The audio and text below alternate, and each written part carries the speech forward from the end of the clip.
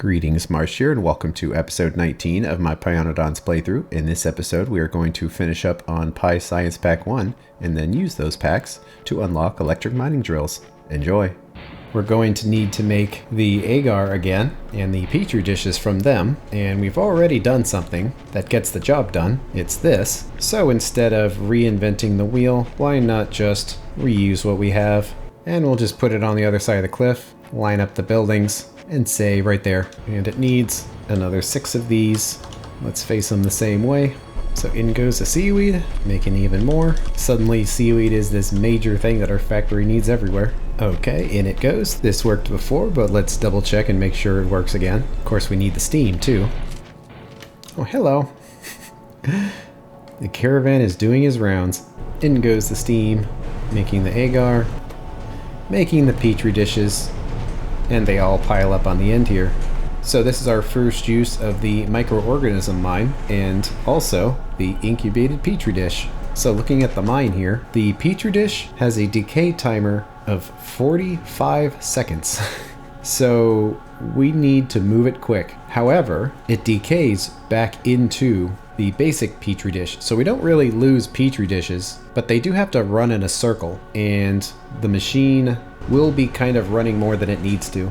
So in order to minimize the distance that it travels, it needs to basically insert into the burner assembler, making the substrate, but note that this also needs cellulose. So there's going to be a lot going on, and the concept is going to be similar to how we did it here. We technically only need one machine, but what about the microorganism mines? Is 45 seconds enough time for it to travel across 5 mines and get to where it needs to go? Let's do an experiment for science, and we'll grab some petri dishes to get started. Let's make a big circle here. So if this is fast enough, we should find ourselves with some amount of petri dishes in here, but let's see if it works. So that is incubating them, and out it comes. It is deteriorating very rapidly, but it makes it. So there we go. Wow, look at that freshness going down. But the dishes made it, so a line like this would work.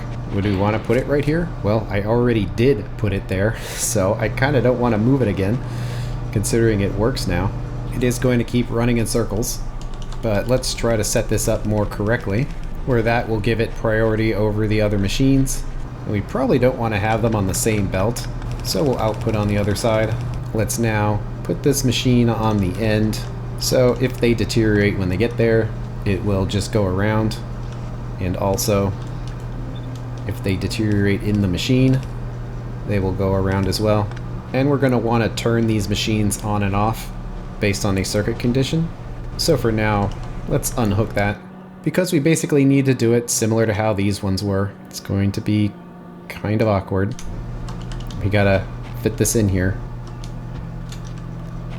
Let's put it in, change this back to the substrate, and then the on and off condition for this building will be based on having substrate available, and it looks like it's exactly 1.2, so one inserter will work, and we'll say this will run if the substrate is less than 10, and of course it wants to right now.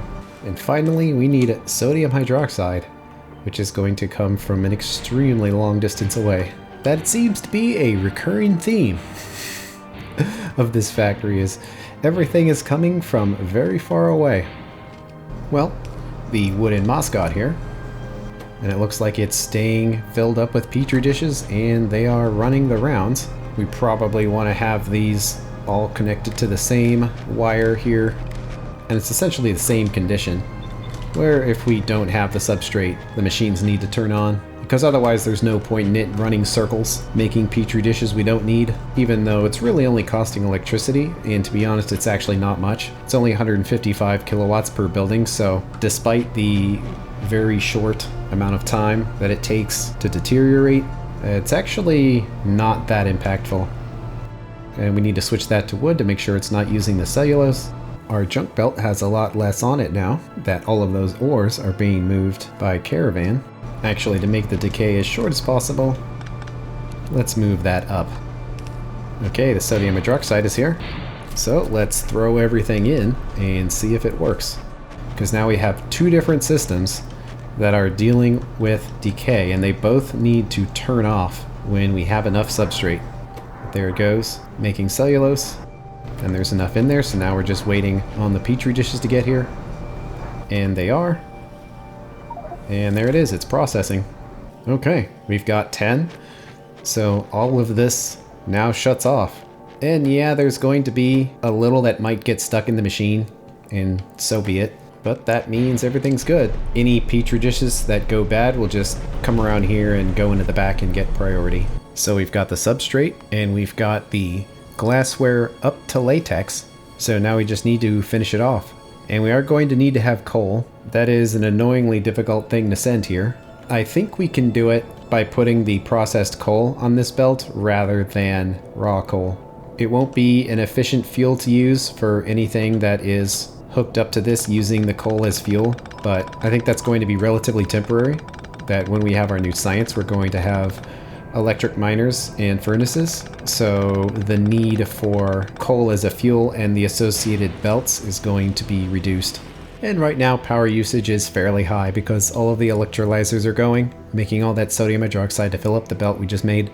And we are making a lot of coal dust. And in fact, I already have a bypass line coming through here, so we actually have two separate belts.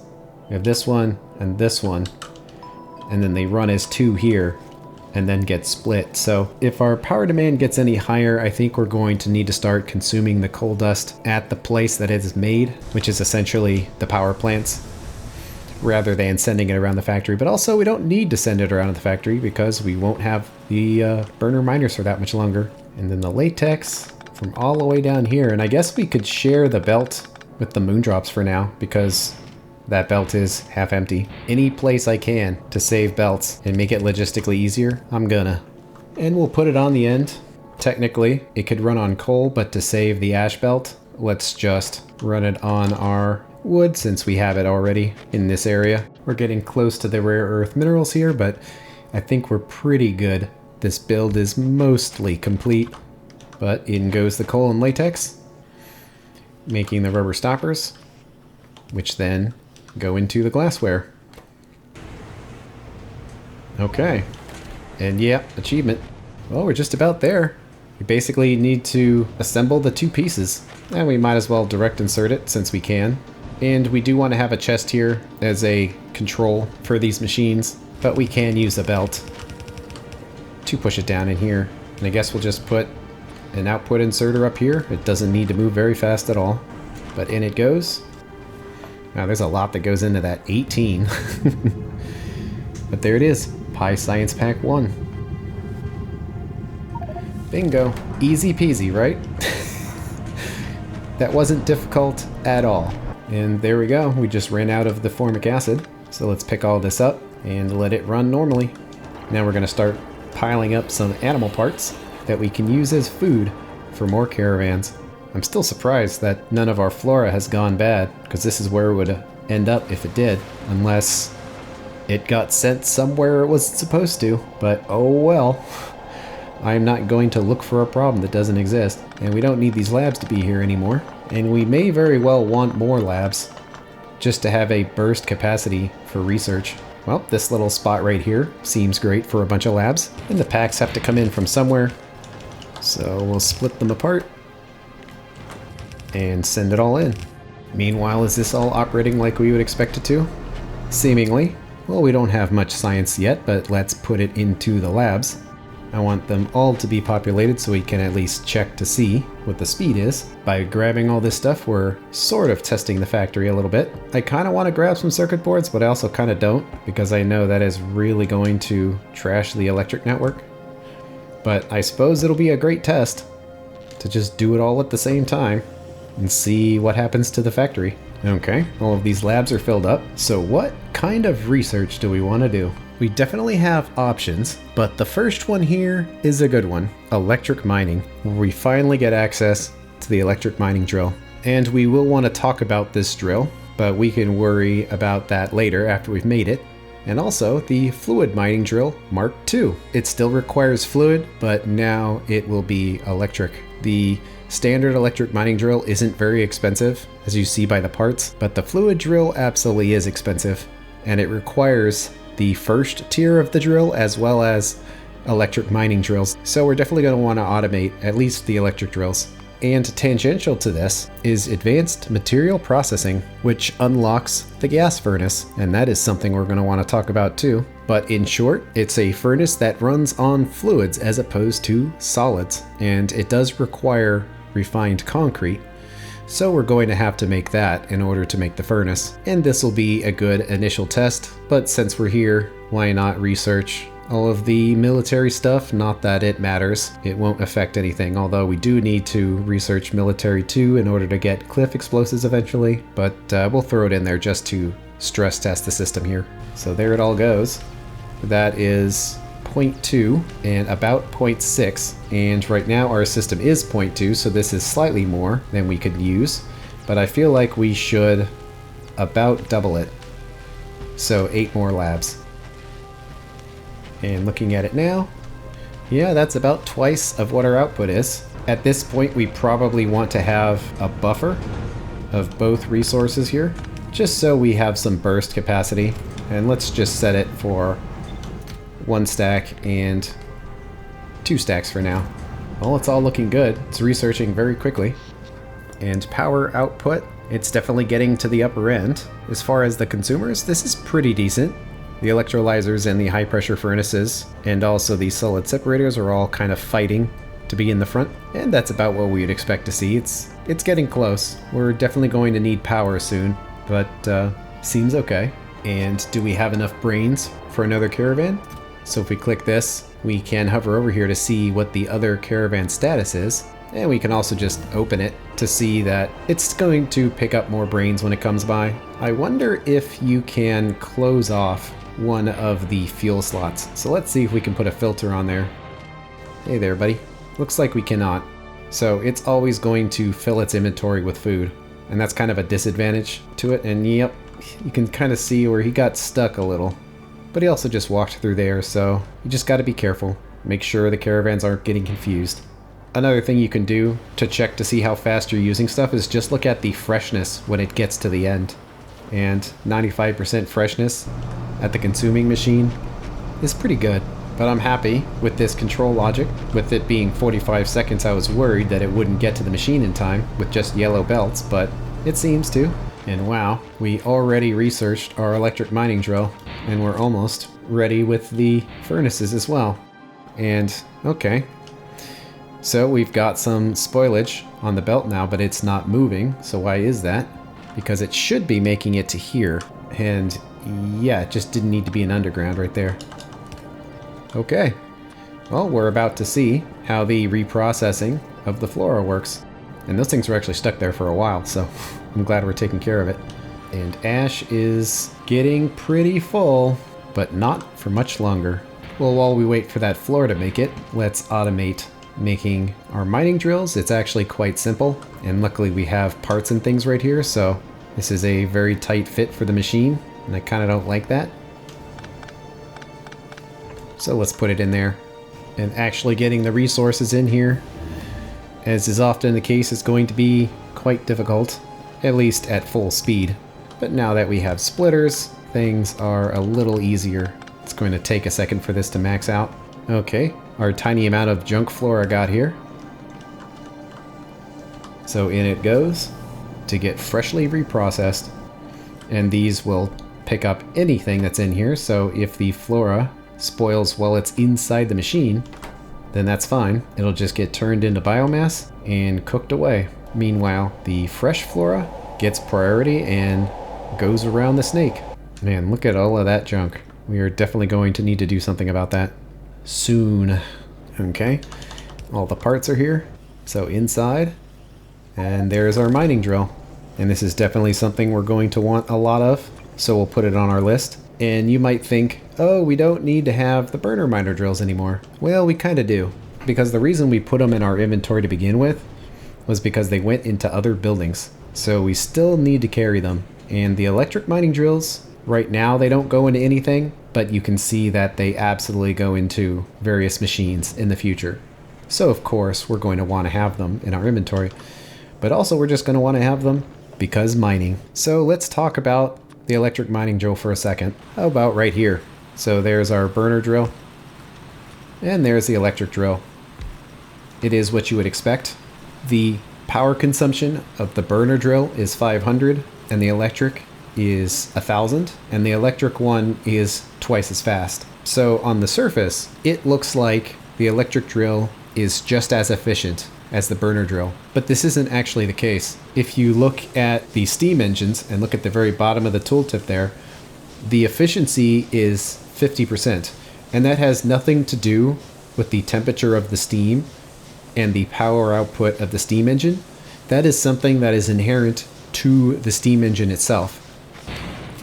So if we put the steam engine here with no steam in it at all, it's still 50% efficient. So what this means is that a steam engine will require twice as much solid fuel in order to make a certain amount of electricity.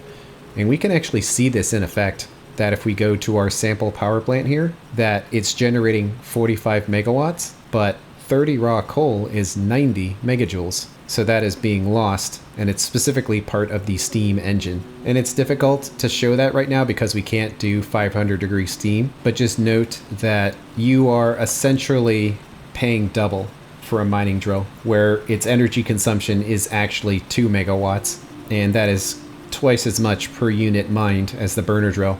So if you're min-maxing it, you probably want to stick with burner drills, but also they're burner drills and they're annoying. And the density is lower because burner drills have all of this going on, where with electric drills you just have a bunch of them in a line and it's basically 100% dense. But also we want to start moving away from ash in our factory, and you do have other forms of power. So for example, our wind turbines are 100% efficient because of course they are. They're just generating electricity from the wind. So it's not as simple as these are half as efficient as the burners, because it depends on how much of your power comes from the turbines. And well, look at that. We are already losing out on power. So that's actually good to see. It means that before we ever place a mining drill down, that we need more power. And you can see that it's very spiky at times. It just depends on what's running. And when certain things run, it just bursts. And we could put more fish turbines down, but as you can see, it's actually not that much of our power anymore. So we probably are at the point where we want more steam engines, and these electric drills will allow us to have a higher density of fuel off of any given patch just because of the number of them we can put down. For example, is there another raw coal patch around here somewhere? It's nice that the research is complete, so I guess power output's going to reduce now. It's been a while since we've left the factory to this extent, but here's another sample patch where, because these drills are faster, you actually only need to have 4 of them down in order to fully populate a belt. That is 16 coal right there. And you could super duper double down by having 2 more right here, and then having the power poles connecting everything as they would. But these ones would go over here around, and then they could jump the power poles. And then in that tiny little space, you've got 2 belts. So then you could just start really doubling down. And of course you can flip them the other way too. So this little sample area we have here has 16 belts of coal coming out of it. And of course that's nowhere close to maxing this out. And by comparison, our super maxed out coal patch at our factory here is putting out 1, 2, 3, 4, 5, 6, 7, 8. And we can even check the equivalent size. That this would absolutely fit on our existing patch. So we'll be able to double the amount of coal we get out of that patch just with electric miners. So even though if you're min-maxing, they're not as good, I think that you should just use them. It'd be kind of weird to research new technologies and then not use it just because you're trying to minimize energy consumption. However, there's something else to keep in mind with this, and a little bit further down, there's the oil industry machinery research, and it's actually not that far away, as you see. There's only a couple stages of things between us and it, And when we get there, we will get the oil burner. And the oil burner, well, it burns oil as it sounds, but basically any flammable fluid can be burned. But the important thing to note, at the bottom of the tooltip here, efficiency 200%. So what that means is when we get the oil burner, that suddenly the electric miners will be the same efficiency as the solid burner miners are, assuming you're making your power from liquids. Not all of it will come from there, but that does show you that it gets very close to being the same. And since that research really isn't that far in the future, you might as well start putting the electric drills in. But you do have to do it slowly, because if you just do it all at once, it's going to destroy your power. And right now we're already suffering a bit, so you need to do it gently. And yep, we're starting to get the spoilage and it is getting reprocessed. So continuing our talk, so why is that all filled up? Wow, is it just completely maxed out? Yeah, it is. Our two soot machines are working at full power, although they are slowing down a little bit when we get lucky/unlucky with the amount of ore. So let's just have 2 more inserters to get maximum output out of it. And yep, it's just gonna clog up. We essentially need more of them, but man, that's so much soot. This machine has done 70,000 of them and this one 10,000, and it's not enough. And yeah, you can see just the sheer amount of ash byproducts that we have now, that we just can't be sending it all on belts like this anymore, that it has to be consumed locally. Well, we researched the gas furnace, and we need refined concrete in order to make it, and I would like to do an official setup making refined concrete. But for now, we can also take a look at the gas furnace, and it might seem really bad that its fuel consumption is 6 megawatts. However, its crafting speed is 4, whereas the stone furnace is 1. So it means its actual fluid consumption is 1.5 megawatts. Now, that does seem bad to stone furnaces, and it is, but I think that stone furnaces are kind of OP, but nonetheless, they are inserter limited when we don't have long-handed inserters, and we have to do stuff like this. Imagine how much better this stack would be if it was just inserters going in and no ash at all. That 6 megawatts looks bad when you think of the advanced foundries here, because they are 1.24, which is lower than 1.5. However, remember that the advanced foundry is using electricity, and it is also subject to the 50% efficiency of the steam engine, which means that its energy consumption is actually double, or in other words, it's 2.5 megawatts of actual fuel goes into it. So the 1.5 of the gas furnace is actually better. And whether or not you want to use gas furnaces is up to you. It's kind of a side grade. If you're going to use it, you basically want to use it between now and this research where you get the oil burner, because once you do get the oil burner, it'll be pretty clear that using electricity for the plates is just going to be better. So if you are going to use the gas furnace, now's the time. And I figure why not? Might as well show it off.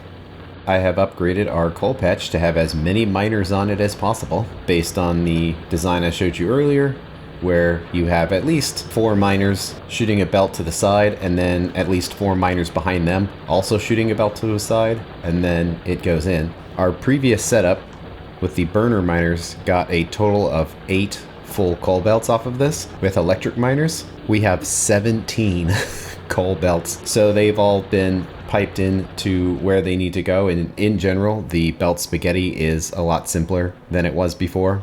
One change to all the power plants is that instead of sending the coal dust throughout the factory, we can kind of follow it here, that every power plant reuses its coal dust, and that's just because we're producing enough of it where it's not practical to send it around the factory anymore. It just needs to be consumed.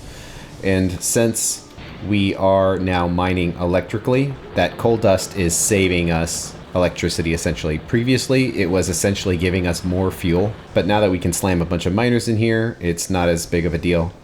Not to mention that we're just going to be removing all of our fuel burners anyway and consolidating everything into power plants. So we don't really need to worry about having like this big fuel belt anymore. It certainly exists that right now any fuel that we have comes in here and gets focused, and you can see that in general the belting is a lot simpler, and it will try to send it to the miners that are here, and if not, it just goes into the power plant. And that cleaned up the belt off of our flora patch, so we'll be able to fully mine it out. And there's our 8 belts waiting to be used. And this does go against my general philosophy of building away from the factory center, because this is essentially consolidating everything into the center. But I'm doing it to essentially get rid of the coal patch. There's really no other way of getting rid of it other than mining it very aggressively like this. So with all of our new coal, it has now been piped into 4 new full-sized power plants, which are all right here. And the belting does look a little funny. There's a method to it. For some reason it's not showing like these ones, but they're all connected to the same belt, where the non-burnables are being sent to this belt down here, and it looks a little weird, but this belt is actually hopping over this one. That all of the burnables are being sent to the end here to go down and then be sent back into the front of every plant, and they've got priority splitters to take care of it. So all the belts are here and waiting, so let's pipe them in. Our factory was short on power. It's only going to get worse as we add more electric miners to the mix. So we need to try to get ahead of the curve here. And you can see that after hooking those up, suddenly electric miner drills are the #1 consumer. But it's not terrible, 36 megawatts, but nonetheless, it's substantial. It's been a while since we've looked at the patches here, but that initial coal patch, as big as it was, is actually down to 84% now. So we are using enough coal where it will be meaningfully depleted. So by doing this, we are just making that happen sooner rather than later, because I would rather the patch be removed so we could build whatever we want on that patch and not worry about it. And in addition, not having all of these belts just kind of weaving through the center of our factory would be great. But yeah, it's very smoky in here. I didn't replace the mechanical inserters with the electric ones because we would have needed like 1.1 electric inserters. So if using electric inserters doesn't actually save you an inserter, then there's no point in doing it. It's mostly for UPS reasons. Technically, the mechanical inserters are better because they don't slow down when you start losing power, but for UPS reasons, you generally want to have as few inserters as possible, because this does take a lot of processing power to make all of this move. But it's working good, and now these solid separators are suddenly jumping up. So that shows you that even though the miners consume a lot of power, actually the solid separators do too. So what we're doing is basically consolidating all of our ash production into very specific places. Like that is a lot of ash. And we can look at this production block here. Because of the order we did it, we're going to need to kind of change it a little bit, where we'll say electric mining drill, and you can see that by doing 4 of them, it's 16. So if we do 7.5 total miners, that'll give us the 30 raw coal, and that gives you an idea that to produce 45 megawatts, we are consuming about 5 megawatts processing the ash and 7.5 getting the coal to begin with. So this does make overall less power, but I'm more thinking for the future than just trying to min-max our fuel right now, because despite this being less efficient, we increased our coal output from our initial patch from 8 belts to 17. So this is a net gain of power output by doing this. But nonetheless, I figure if you have access to better technology, you might as well use it and not just stick with old technology all of the time. We probably will need to upgrade our soot machines as well, but we can do that later once it backs up again, because right now it's not too bad. And yeah, just when the coal catches up, suddenly everything calms down. And when the factory is in an idle state, it gives us an idea if we want to put in more fish turbines or not. Because when the turbines are at their greatest, we still want the steam turbines to be running to some extent. And if we had twice as many, they might not actually run. So we might need to just stick with the amount of fish turbines we have. So it's been a while since we've checked up on our rocks here. And let's see, well... The Caravan outpost is completely full of junk. We can modify this a little bit. We can put the chitin right in that chest there, and then have some inserters here sorting the other stuff. Guts, meat. And there really shouldn't be any jerky in this machine, but if we actually got it, that would be bad, so let's just say jerky. And this one will only be brains. Basically, we just need to have some temporary chests to allow this stuff to, well, literally spoil, but essentially turn into jerky. And then once it has turned into jerky, we can then start using it as fuel. So it's kind of funny that you actually kind of need to just let it sit, and after a while it will become useful. The brains stay in there, and looks like we do actually have some jerky already. But the way this will work is we'll have an inserter looking for jerky, so once it has turned into it, we can suck it out. And if it gets super full on jerky, well, we'll deal with that later. But we've actually got at least 2 caravans worth of food in here, so why not set up some? And whenever setting up caravans, it's a good idea to bring some food with you, so you can just set it up wherever you want to, and then it will be able to go get more food. So the thing that comes to mind is the other setup that is producing kind of a lot of random junk, and it has a lot of stop-offs to make. And oh wow, look at that. The gasoline is almost gone. It's amazing how quickly it all disappears. Well, I guess for now, we can continue to work on that shale oil. But the thing I was thinking of is back here, where we have these solid separators giving us coal dust, titanium, tin, and of course, the sulfur from this machine, the soot from this machine, and the gravel from this one. So there's kind of a lot of junk in this area. So we'll plop it in there and let it start building up resources. Since we're not actively researching anything, it's not really running, but it soon will. And in fact, I kind of want to do some research now just to get it going. And interestingly enough, you do unlock a turd upgrade right after getting the new science.